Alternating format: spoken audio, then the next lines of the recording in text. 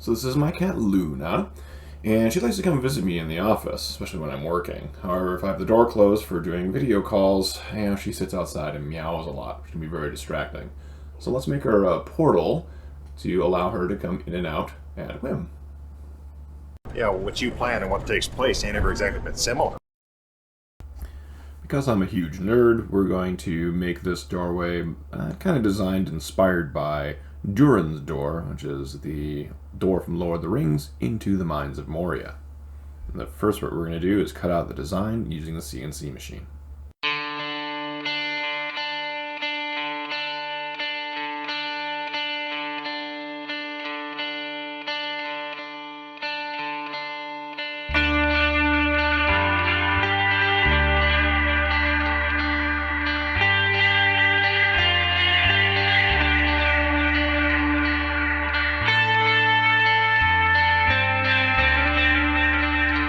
Then, because I suck at cutting curves with the bandsaw, we're going to clean it up on the combo sander.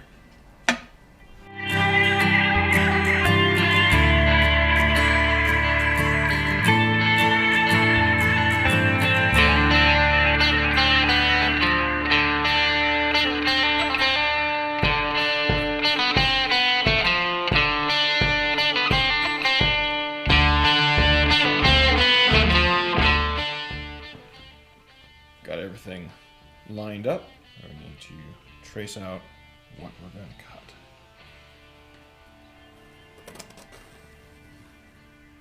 Now this is going to be a guide for what we're actually going to cut, because we're going to line the inside of this piece that we cut out with more oak, because this is basically a veneer over some, at least I believe this is veneer, over just particle board, which would look unsavory when we have it exposed.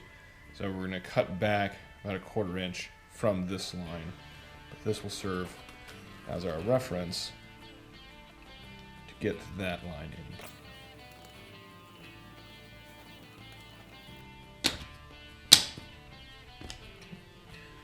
So 1/4 inch back from there. Okay.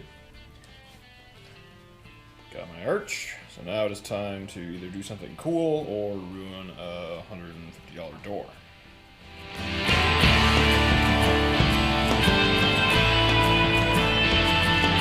Looks like MDF inside, as we expected.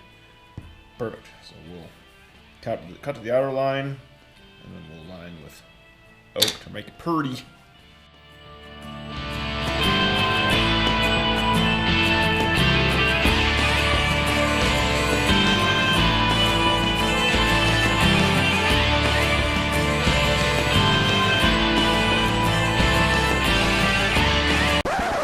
At this point I need to apologize.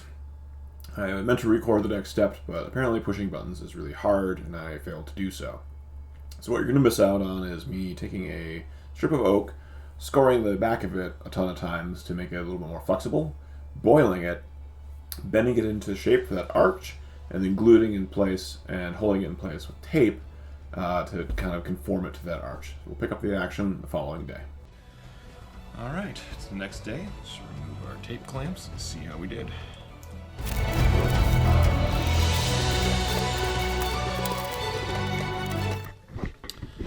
Well, it's not an entirely smooth curve. You can maybe see there's some like faceting here to this.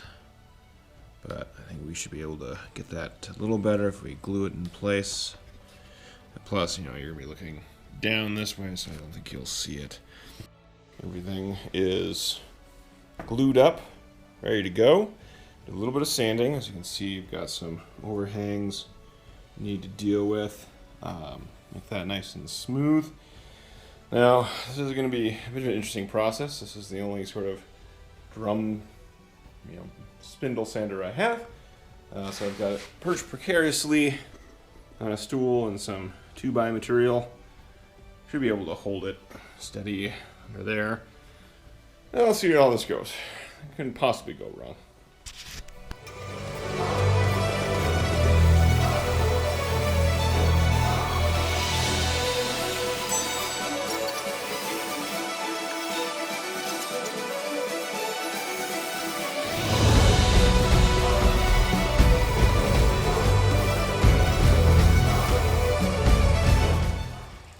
Well, that mostly worked.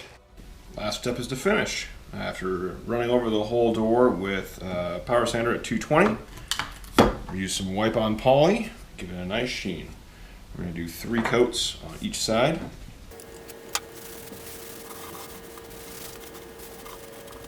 It really makes those runes pop. Decided not to do any color in the runes. Kind of going for a slowly more subtle look by using the just natural wood.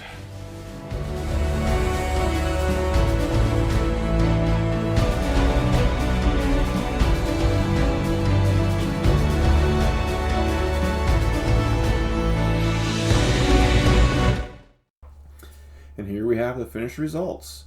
All in all, a fun little project. I'll probably be doing a fair number or more of these on other doors in the house just to keep the cat from whining in the middle of the night to be let in or out or whatever she happens to need.